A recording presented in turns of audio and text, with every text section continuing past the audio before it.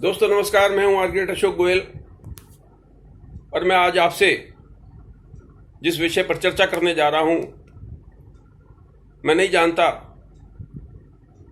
कि उससे आप विचलित होंगे कि विस्मित होंगे, उसका आनंद उठाएंगे कि आप परेशान होंगे।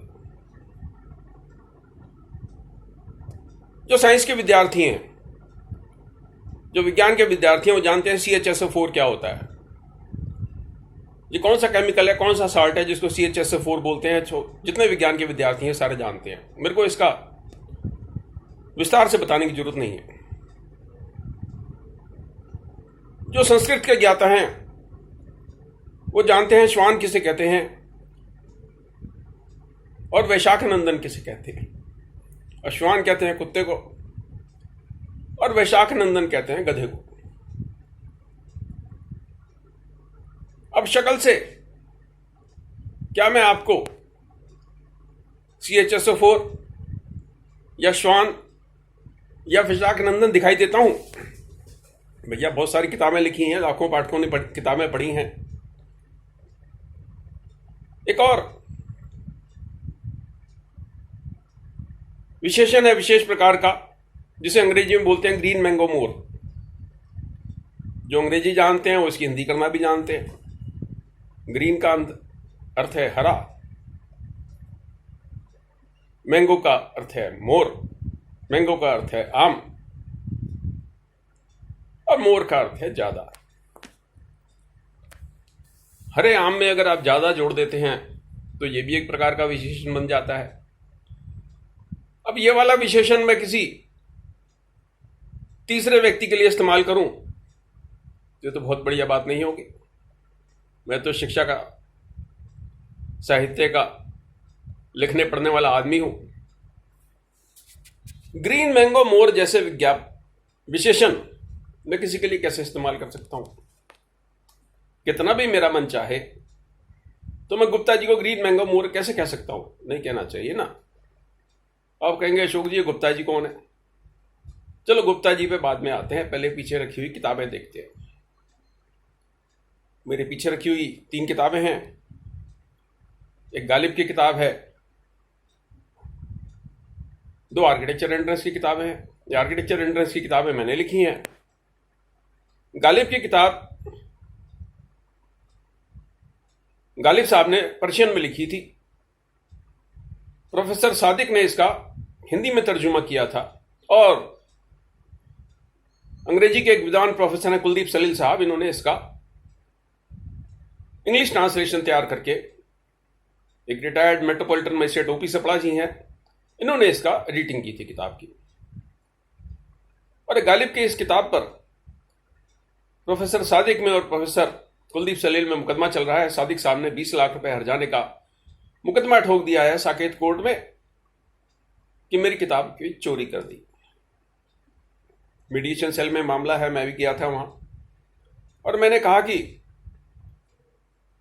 सादिक साहब को नाराज नहीं करते, जैसे कहते हैं इस किताब पर इसका टाइटल फाड़ के नया टाइटल लगा देते हैं। मुश्किल से 2-3 हजार किताबें छिपी होंगी, 5 रुपए का टाइटल है, 5 रुपए की बाइंडिंग है, 10 रुपए में सारा काम हो जाएगा। अगर 2-3 हजार किताबें बची है, 20-30 हजार में सारा मामला निपट जाएगा। 20 लाख रुपए का मुकदमा खत्म हो जाएगा। पब्लिशर हमारी बात को नहीं माना। खैर मामला फिर से मीडिएशन में गया तो मीडिएशन में पब्लिशर ने कहा जी हमने तो सिर्फ 500 कॉपी छापी हैं, 400 बिक गई, 400 बची हुई हैं, 100 बिक गई, 100 पे हम छाप देते हैं। ट्रांसलेटेड बाय प्रोफेसर आदिक एंड कुलदीप सलील। अब मामला फिर अटका हुआ है। अब दोस्तों आप सोचो, गालिब की पर्शियन में लिखी हुई किताब, इसको एक प्रोफेसर ने हिंदी में ट्रांसलेट किया, दूसरे ने अंग्रेजी में, और पब्लिशर कहता है मैंने तो सिर्फ 500 कॉपी छापी थी। तो भैया अगर हिंद पॉकेट बुक वाले गालिब की किताब की सिर्फ 500 कॉपी छापते हैं तो आप सोच सकते हो किताबों की कितनी बुरी हालत है। अच्छा जी, चलो खैर आगे चलते हैं। ये मेरे पीछे रखी हुई आप किताब देख रहे हैं, VR स्नाटा नॉलेज बैंक, ये अशोक गोयल जी ने लिखी है। मैं जी लगा रहा हूं, अपने नाम के आगे थोड़ा सम्मान देना चाहिए। गुप्ता जी ने छापी है, प्रकाशक के नाम के आगे जी लगाता हूं, उनको भी सम्मान देता हूं। इस किताब की सबसे बड़ी खूबी यह है कि हिंदुस्तान की पहली आर्किटेक्चर एंट्रेंस की किताब है जिसमें रंगीन पन्ने भी छापे गए थे, एक दो नहीं, बहुत सारे रंगीन पन्ने, जिसमें हमने जो ड्राइंग्स कलर में बनानी आती हैं, कलर में ड्राइंग छापी, कलर व्हील रंगीन छापा, बिल्डिंग्स बहुत सारी फेमस बिल्डिंग्स को हमने रंगीन में छापा। और ये किताब तकरीबन 5 साल पहले आई थी और धड़ाधड़ बिकती थी, लोगों ने खूब पसंद किया। इसके बाद ये पीछे दूसरी रखी किताब आई, ये भी लोगों ने पसंद किया, बिक रही थी। मेरे अपने प्रकाशन ग्लोबल बुक्स में भी मेरी आर्किटेक्चर एंट्रेंस की, डिज़ाइन एंट्रेंस की, गेट की, गवर्नमेंट जॉब की, भवन निर्माण की ढेरों किताबें हैं, धड़ाधड़ बिकती हैं। पाठक पसंद करते हैं अशोक गोयल की बात को, पाठक को अशोक गोयल की किताबें उपयोगी लगती हैं। और ये जो पीछे रखी हुई किताबें हैं, हर साल हम इनको रिवाइज भी करते हैं, इसमें पन्ने भी ऐड करते हैं और नए सिलेबस के हिसाब से इसको ठीक ठाक भी करते हैं। अब आप कहोगे गोयल साहब फिर ये झमेला क्या है, ये विशेषण लगाने की बात क्यों आ रही? हमारे गुप्ता जी ने, हमारे पब्लिशर साहब ने हमें स्टेटमेंट दिया, स्टेटमेंट भेजा, जिसमें बताया गया कि ये पिछले साल नॉलेज बैंक वाली किताब की सिर्फ 10 प्रतियां बिकी हैं, 10 कॉपीज, और 122 कॉपीज इसकी बची हुई हैं अभी उनके स्टॉक में। यानी 10 प्रतियां अगर हर साल बिकती हैं तो 12 साल लग जाएंगे ये बचा हुआ स्टॉक निकलने में। उस किताब को 12 साल लग जाएंगे बचा हुआ स्टॉक निकलने में, जिसमें रंगीन पन्ने हैं, जो हिंदुस्तान की पहली ऐसी किताब है जिसमें आर्किटेक्चर एंट्रेंस की इस प्रकार की किताब जिसमें रंगीन पन्ने हो। और इसके साथ में जो किताब रखी है उसकी भी बता रहे हैं कि बहुत सारी कॉपियां अभी बची हुई। गुप्ता जी ने कहा गोयल साहब हम नहीं चाहते कि आपके दिमाग में कोई खटास रह जाए, इसलिए हम आपको स्टेटमेंट भेज रहे हैं। बिल्कुल ठीक कह रहे हैं। पिछले साल तो जेई का पेपर 2 बार हुआ था, जेई पेपर 2, लगभग 50-55 हजार लोगों ने इस पेपर में भाग लिया, और नाटा का इम्तिहान भी 2 की बजाय 3 बार हुआ। पिछले साल कोई महामारी भी नहीं थी, कोई बंद भी नहीं था, कोई कोविड भी नहीं था। और अशोक गोयल जी ने और जो किताबें लिखी आर्किटेक्चर एंट्रेंस की, 5-6 किताबें और हैं उनकी, वो धड़ाधड़ उन्होंने बेची, ऑनलाइन बिकती रही, ऑफलाइन बिकती रही। और हम उम्मीद करते थे गुप्ता जी ने भी बेची होंगी हमारी छापी हुई किताबें, हमारी लिखी हुई किताबें जो उन्होंने छापी। अब गुप्ता जी कहते हैं कि भाई गोयल साहब ये जो नॉलेज बैंक वाली किताब है तो सिर्फ 10 कॉपियां बिकी 1 साल में। अभी बिल्कुल वैसी ही बात है जैसे हिंद पॉकेट बुक वाले कहें कि गालिब की लिखी हुई किताब, कुलदीप सलील की ट्रांसलेट की हुई किताब सिर्फ 500 कॉपी छापी थी, 100 बिकी हैं, 400 पड़ी। तो गुप्ता जी कहते हैं गोयल साहब के दिमाग में, आपके मन में कोई खटास नहीं रहनी चाहिए, इसलिए हम आपको स्टेटमेंट भेज रहे हैं। आप तो खुद पब्लिशर हो, आप तो जानते हो पुस्तक व्यवसाय की क्या हालत है।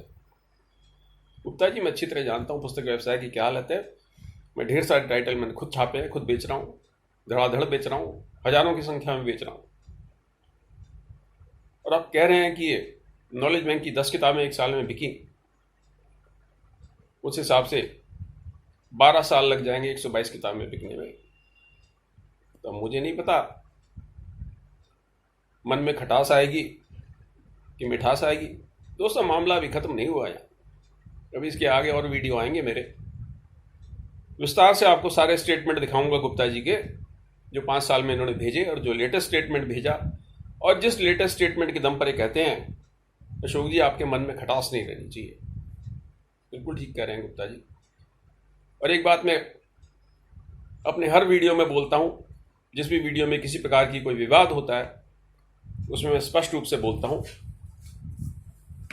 कि जिस भी व्यक्ति को मेरे वीडियो पे आपत्ति है, जिस भी व्यक्ति को मेरी भाषा पे आपत्ति है, जिस भी व्यक्ति को मेरे कंटेंट पे आपत्ति है, मेरे पे मानहानि का मुकदमा करे, डिफेमेशन केस करे अशोक गोयल के ऊपर, और विस्तार से समझाए लोगों को अशोक गोयल ने उसकी मानहानि कैसे करी। अरे 1 साल में आप अशोक गोयल की लिखी हुई 10 किताबें बेचते हो, उसका स्टेटमेंट अशोक गोयल को बेचते हो, आपने तो अपना मान सम्मान खुद ही पताल में पहुंचा दिया।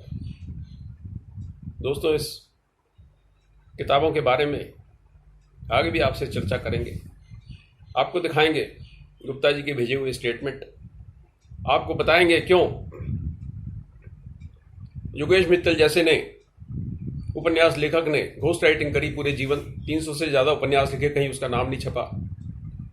आपको बताएंगे क्यों सुरेंद्र मोहन पाठक ने लगभग 300 उपन्यास लिखे और 50-55 पब्लिशर उनको बदलने पड़े। आज उनकी उम्र 82-83 साल है। उन्होंने अपनी जीवनी में ये बात बता रखी है क्यों लगातार वो पब्लिशर बदलते गए। अब गुप्ता जी जैसे प्रकाशक देश में हो, जो कोई अशोक गोयल जैसे स्टैब्लिश राइटर की किताब की सिर्फ 10 प्रतियां बिकती हैं, तो आप सोच लीजिए देश में नई किताबें क्यों नहीं आती, नए लेखक क्यों नहीं आते। फिर बात करेंगे आपसे। शुभकामनाएं, नमस्कार।